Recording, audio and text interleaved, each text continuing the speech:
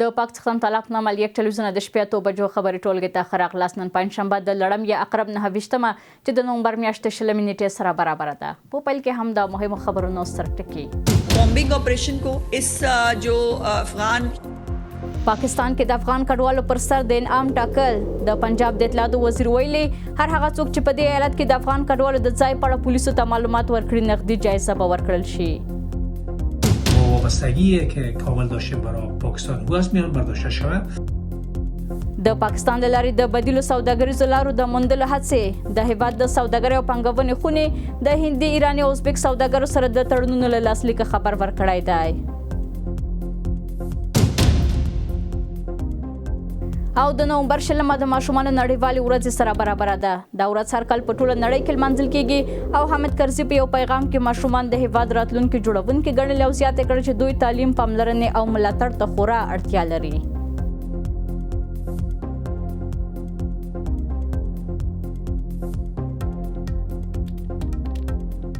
والو د ځای په اړه پولیسو ته خبرداري ورکړي، نقدي انعام به ترلاسه کړي. په ورته مهال کې په دې وروستیو کې له پاکستان ایستل شوي کډوال د پاکستاني پوځ د زشت او ناخوښ چلند په اړه خبرې کوي. ماشومان چې هیڅکله یې په پاکستان کې د غربت خوند نه دی لیدلی تازه بیرته راستانه شوي دي.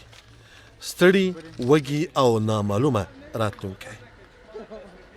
د پاکستان د کلونو غربت درون بار چې پر اوږو لري بې کوره او سرګردانه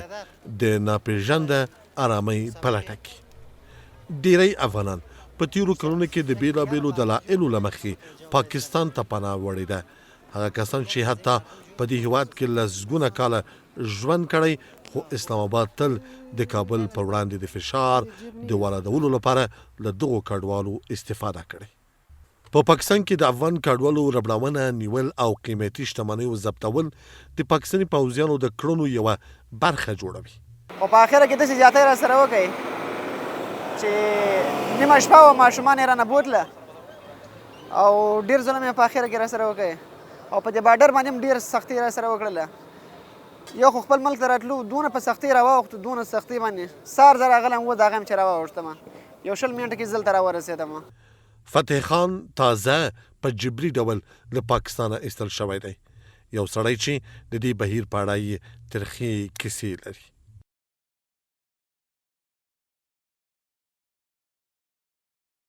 bombing operation को इस जो अफगान په پنجاب ایالت کې افغان کډوال د کړاوونو سختې ورځې تیروي. تازه د پنجاب ایالت اطلاعاتو وزیر ویلي هر څوک چې د افغان کډوالو د پیژندنې لپاره پولیسو سره مرسته وکړي انعام به ورکړل شي. په پنجاب کې د بیا اسناد افغان کډوالو پر ضد کمپاین روان دی او هر هغه وګړی چې په دې اړه باوري معلومات وړاندې کړي د حکومت له لوري به نقدي انعام ترلاسه کړي. همدارنګه په تیرو 3 اونیو کې 6220 افغان وګړي له دې ایالت څخه خپل هیواد ته ستانه شوي دي. نو د پاکستان حکومت له موږ سره دومره زور زیاتی کړی ده که زه دا ټول بیان درته وکړم یقین دا خلک به وځاړي. نو مطلب مې دا ده چې موږ هسې راغلو ډېر خوشحاله شو الحمدلله. خپل کاروبار مې د دوکانونه مې و هلته د خلکو کاروبار دغسې پاتې شو. د 50 کالو 500 کالو مطلب چې د چا کاروبار و یو منټ وخت یې ورنکړ. لا ګاونډي هیوادونو په ځانګړې توګه له پاکستانه د افغان کډوالو د شړلو لړۍ سره هممهاله د ملګرو ملتونو د پرختي پروګرام د اسیا مسؤل خبرداری ورکړی چې افغانستان د دې وړتیا نه لري چې د اروپایي هیوادونو له لوري بیرته لیږل کیدونکي افغان پناه غوښتونکي بیرته جذب او منسجم کړي. د سازمان ویلي چې د افغانستان اوسنی وضعیت او نړیوالې مرستو ته د لاسرسي کمیدل په سیمه ییزه کچه د دغو بیرته ستنیدونکو د ادغام بهیر لا ستونزمن کړی دی. په همدې حال کې د ایران د کورنیو چارو وزیر اسکندر مومني ویلي چې په هیواد کې له شاوخوا 6 میلیونه افغان کډوالو څخه تر 1 میلیون ډیر کسان افغانستان ته ستانه شوي دي. په پاکستان کې د افغان کډوالو پر وړاندې د تاوتریخوالي دوام په اړه د بس لپاره سره په ژوندۍ بڼه د سکایپ له لارې د سیاسي چارو شنونکی احمد خان اندړ صاحب را سره دی. اندړ صاحب تاسو ته ښه راغلاست وایم. له پاکستانه د افغان کډوالو د ستنېدو وروستۍ څپې پر ماشومانو او کورنیو څه اغېز لري او ماشومانو او کورنیو لپاره د روان کړکېچ اوږدمهاله پایلې څه کیدلی شي؟ د ستر سیکټر په نامه قدرمنې ګلسم بارام تاسو ته خپل ټولو درنو هیوادوالو ته سلامونه او نیک هیلې وړاندې کوم. علیکم سلام. دا چې نن 16 د نومبر د ماشومانو نړیواله ورځ ده او په دغه ورځ کې د پاکستان جابر او ظالم حکومت د افغانانو لپاره الټیماټوم صادروي او غوی باندې انعام دي چې د پنجاب د ایالت په جبر زور سره وشړي دا خلاف د هر راز بین الدول بین الملل او حتی د اسلامي قوانینو مناسکو برخلاف دي. خو له پاکستان په دې وروستیو کې موږ بل ته منسو درلودای. پاکستان نه یوازې چې د تیرو نږدې 15 لسیزو کې په افغان کډوالو ظلمونه کړي زموږ په هیواد کې ډېر لاسوهنې کړي دي. وروسته د افغانستان د اسلامي امارت تر راتګ څخه دوی بیا هم ډېرې تمې درلودې چې دلته به جګړې وي او افغانان په خپل کې جنگيږي. دوی بیا هم د افغانانو له وینو څخه ګټه پورته کوي خپل چارت د اقتصاد په چرخ شاولي. نو ځکه خو تاسو وینئ چې زموږ حریم هم نقص کړ زموږ خلک هم شهیدان کړل په نړیوالو سټیجو کې په افغانانو او په اسلامي امارت بې ځایه بې ثبوته تهمتونه کوي. د پنجاب یا د پنجابیانو څخه همدغسې تمه کېدی چې ځکه 2 اونۍ وړاندې مریم نواز د نواز شریف لور هم اعلان وکړ چې حتی په جماعتونو کې اعلانونه کوي د افغانانو سره راکړه ورکړه تجارت او حتی هیڅ مه ورباندې پلورئ. یعنې دا چې دوی ډېر ظلم کوي په افغانانو. تېرې 2 ورځې وړاندې په سپین بولدک کې زموږ د افغان کډوالو ماشومان د یخنۍ څخه مړه شول. دا ټول هغه څه دي چې پاکستان غواړي زموږ مهاجرین یا کډوال دوی علاوه فشار وګرځوي او کومې غوښتنې چې ټول ناروا دي د افغانستان په اسلامي امارت باندې ومني. خو زه فکر کوم چې دوی لکه اوبو چې وړي وي هرې خواته لاړ شه چې هیڅ یې هم لاسته نه راځي. زموږ د تجارانو مالونه بندول او موږ به نوې لارې پیدا کړو لکه د چابهار د منځنۍ اسیا همداسې د چین د واخان بندر. پاکستان به لکه څنګه چې تورمخی د همداسې به تور مخ پاتې کېږي. زموږ کډوال باید د ملګرو ملتونو توجه ورته شوی وای د مهاجرینو ادارې هغوی ته باید داسې په ترتیب سره د راتګ لپاره شرایط آماده شوي. په دا رقم ظلم چې ټوله نړۍ ورته ګوري موږ هیله من یو چې نړیواله ټولنه ملګري ملتونه او هغه درواغجنې د بشر د حقوقو ادارې چې نارې وي نن اوس افغانانو سره دا رقم ظلم کیږي. پاکستان ډېر زیات ستونزې غواړي چې د افغانانو ته مخ ته واچوي. خو افغانان کډوال هم هغه څوک چې زه خپل هم کډوال یم زمانه نه خفه کېږي. خو زه په داسې هېواد کې یم چې ټول حقوق شرایط مې شته او په دغه شرایطو کې هم که چېرې ماته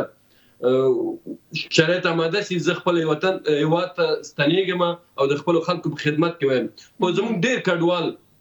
چې په ایران او پاکستان کې ځورېږي دوی باید پوه شي چې خپل وطن ته راستانه شي او هغه څه کاروبار تجارت چې دی هغه باید په خپل هېواد کې ترسره کړي. ځکه چې دوی په سترګو ویني په دوی باندې ظلمونه کېږي په زندانونو کې لویږي ووهل کېږي ټکول کېږي کورونه ورانېږي. حتی اغلې ګلسم بارام چې زموږ په کډوالو باندې په ایران او پاکستان کې جنسي تجاوزونه کېږي د هر راز بشري او اسلامي حقوقو برخلاف په دوی باندې ظلم روان ده. نو دلته یوازې دا نه چې موږ تل د ګاونډیان ملامت کوو. دوی خو همدغسې ظالم دي په دا 50 کلو کې په موږ ظلمونه کړي دي. د افغانستان د اسلامي امارت قسم ټوله پړه موږ په اسلامي امارت نه سو راچوي ځکه دا د تیرو حکومتونو د ستونزو او د یرغلونو هغه زیږنده ده چې زموږ په میلیونونه چې د ملګرو ملتونو په احصایه کې ډېره برخه یا سلنه د افغان کډوال چې په نړۍ کې مهاجر دي. د دې لپاره باید دوی هڅې وکړي د ملګرو ملتونو سره وغږیږي د نړیوال ټولنې د یوې نامالې ادارې سره وغږیږي د مهاجرینو د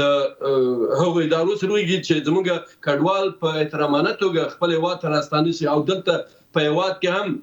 باید شرایط ورته آماده شي. د هغوی د کار او د ژوند همداسې باید د مهاجرینو وزارت د کار وزارت او همداسې د کورنیو چارو وزارت او ستره محکمه دلته ډېر رول لري. ځکه زموږ داسې کډوال شته چې هغوی راشي خپل کورونه خپل کلي نه پېژني پلرونه وفات شوي دي دوی ځوانان دي افغانستان لیدلی نه ده دوی مځکې کورونه یا خپلو خپلوانو غصب کړي دي او یا لکه زه چې د شمالي ولایتو یم او شمال کې ټول کلی د پښتنو وړاندې په مځکو په باغونو خلکو مارکیټونه جوړ کړي کورونه جوړ کړي کلی په ودان شوي دي دغه لپاره باید یو منظم سیستم د شرعي روان شي تر هغو د دوی حقوق ورته ورکړل شي داسې نه ښکاري چې یوه خواته ډانګې بلې خواته پړانګې افغانستان ته د راسنېدو شرایط هم په دغه رقم ظلمي او کله چې بیا وطن ته راځي دلته هم له ستونزو له راز راستون سره مخامخ کیږي. ډېره مننه اندر صاحب راوشو دویمې پوښتنې ته د پاکستان په پنجاب ایالت کې د افغان کډوالو پر ضد کمپاین د محلي خلکو او کډوالو پر ژوند باندې څه اغېز کولی شي؟ ګورئ افغان کډوال ډېر کمه سلنه هلته ښه ژوند لري نور هسې هم دوی ډېر شاقه کارونه کوي ډېر د ظلم لاندې دي ډېر تحقیر کیږي د هغوی ژوند زه باور لرم چې که چېرې هېواد ته راستنېږي ژوند به له ډېرو ښو شرایطو سره په مخ لاړ شي خو خامخا په لومړیو وختو کې به ستونزې ځکه چې زموږ هېوادوال هلته ډېر ښه کاروبار به شاید ولري او دلته به له نورو ستونزو سره مخامخ وي خو دغه ستونزې باید موږ ومنو د افغانستان لپاره زموږ د هېوادوالو راسنېدل ډېر ګټور تمامېږي ځکه چې زموږ قوا د کار همداسې کوم هېوادوال هم چې هلته سرمایې په کار اچولي هغه باید په خپل هېواد کې په کار واچوي یعنې په ډېر کم وخت کې به وکولی شي چې د پاکستان نه به دلته ښه ژوند ولري. اندر صاحب راوشو وروستۍ پوښتنې ته په پاکستان کې د افغان کډوالو نیول د قیمتي شتمنۍ ضبطول او ربړونه د نړیوالو بشري حقوقو معیارونو سره څومره مطابقت لري؟ ګورئ موږ په وار وار ویلي چې د پاکستان ټولې کړنې د افغان کډوالو پر ضد خلاف د انساني خلاف د اسلامي او د بین‌المللي قوانینو دي خو چیرې دي نه نړیوال ټولنه زموږ غږ اوري او نه د پاکستان دا جابر ظالم غلام حکومت خپلو کړنو ته بدلون ورکوي ورځ تر بلې ظلم او وحشت زموږ په ماجونو ډېر وي دلته د افغانانو دنده هم ده چې د افغانستان اسلامي امارت خپل غږ جګ کړي او د پاکستان له هېواد او د نورو هغو نړیوالو ټولنو سره خبرې وکړي تر څو دغه ظلمونه دغه وحشتونه نور په افغان کډوالو ودرېږي په ډېر احترامانه توګه باید راستانه شي دلته موږ د پاکستان باید ډېرې ګیلې ونه کړو پاکستان په دې وروستیو کې په موږ باندې هر راز ظلم ته مخه کړې ده خو هېڅ څه هم د لاسه نه راځي دا کډوال به هم راشي دوی به تور مخ پاتې ځکه د دې کډوالو له حقوقو دوی په دې 15 لسیزو کې ګټه پورته کړې ده اوس هم د ملګرو ملتونو پیسې اخلي خو دا کوشش کوي چې یو فشار راوړي په افغانانو او د افغانستان په اسلامي امارت تر څو لکه مخکې مې چې ویلې ځینې غوښتنې لري چې هغه ومني خو هېڅکله به افغانان د دوی غوښتنو ته سر ټیټ نه کړي بلکې د دغه شرایطو نه په ډېرو ښو کړنو سره مخکې لاړ شي او له دې وضعیت نه به وځي تر کله به په موږ باندې ګاونډیان ظلم کوي دغه ورته شرایط په ایران کې هم شته حتی اوس په ځینې اروپایي هېوادونو کې شروع شوي دي افغان کډوال له ستونزو سره مخامخ دي افغانان دې باید پوه شي چې خپل ځوانان خپل نیرو د کار باید راونه لګي هغه سره شنه باغونه چې د دغې نه تربونه یا نور خلک په فیسبوک او میډیا کې ودیږي عکسونه دا شیان دلته نشته افغانان باید په کور پاتې او موږ ټول کډوال باید هېواد ته راستانه شو ټول د ورونو په شان دغه جنتي وطن باید آباد او جوړ کړو د نړۍ ډېر هېوادونه کوشش کوي چې په دغسې هېوادو کې سرمایه ګزاري وکړي لکه افغانستان چې معدنونه لاس نه ده خوړلی او دلته ډېر د کار او د سرمایه ګزاري امکانات شته موږ هم باید په دې پوه شو خو دا ټول اړه لري د افغانستان اسلامي امارت ته چې ښه شرایط اماده کړي دلته د مهاجرو چې راستنېږي نه یوازې چې د کور او د کار شرط اماده کړي بلکې هغه انساني حقوق چې دوی لري هغه باید ورته ورکړل شي ټول افغانان ته تر څو افغانان کډوال نه شي د افغانانو کډوالېدل باید ودرول شي زموږ هر حکومت چې راغلی ده په لومړیو سرو کې کوشش کوي چې ښه شرایط وړاندې کړي خو بیا وروسته ګورو چې افغانان ډېر کډوال کېږي همدا اوس هر افغان کوشش کوي هر ځوان کوشش کوي چې کډوال شي د دې لپاره یو لوی کمپاین پکار ده زموږ رسنۍ باید ډېر کار وکړي د افغانستان اسلامي امارت باید دوی ته د کاریابي هغه شعبات په هر ولایت کې فعاله کړي تر څو کوم ځوانان چې کار نه لري هغوی باید کار پیدا کړي د تعلیم شرایط آماده شي او یو بل ډېره مهمه خبره قدرمنې بهرام چې زموږ هېوادوال چې پوهنتونونه لوستي بیا هغه نو منتظر دي چې په هماغه خپله رشته کې کار وکړي خو په